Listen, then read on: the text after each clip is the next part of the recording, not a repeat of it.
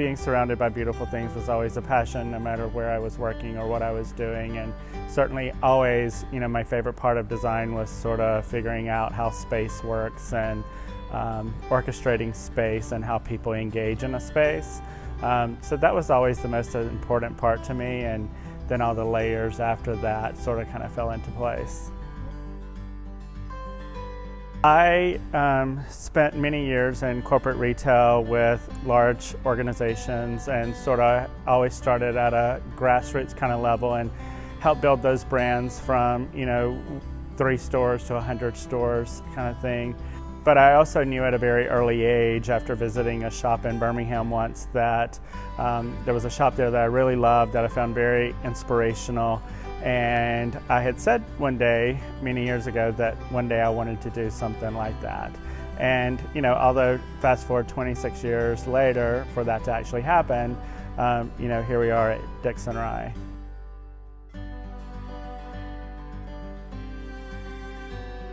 I actually visited Thrift Studio a couple of years ago and found it really inspiring as the way that organization works in terms of giving back to local communities, and had been searching for a way that we could be involved in something. I thought this was the perfect timing, now that we're 2.5, almost 3 years old, for us to be involved at a local level as a way to start in terms of giving back to our community. I look for inspiration everywhere, whether it's in nature, whether it's in really old architecture, or parks, whatever that might be. Traveling is a great way to find inspiration, obviously, outside of your norm. But I also think it exists locally. You just have to sort of train yourself to look for it.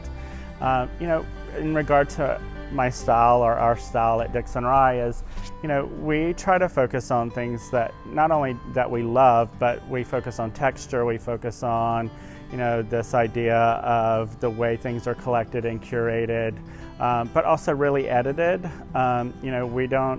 We like to do what we do really well in the categories that we do it in, and don't feel a need to be involved in all categories that we could sell. So, we're continuing to figure it out as we grow, but I think that everything we put in the store is certainly, kind of sort of goes through 3 questions, and those 3 questions are, does it fall into the Dixon Rye ethos? Is it something that we would have in our own home? And does it fall into this idea of raw and refined and sort of dark and moody?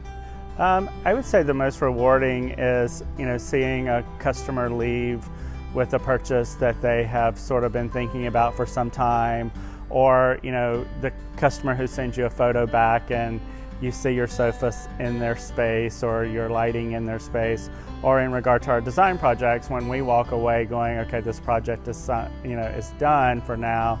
And it feels really rewarding to know that we were able to take something from just this really beginning space to this completed space for someone. It always feels really good.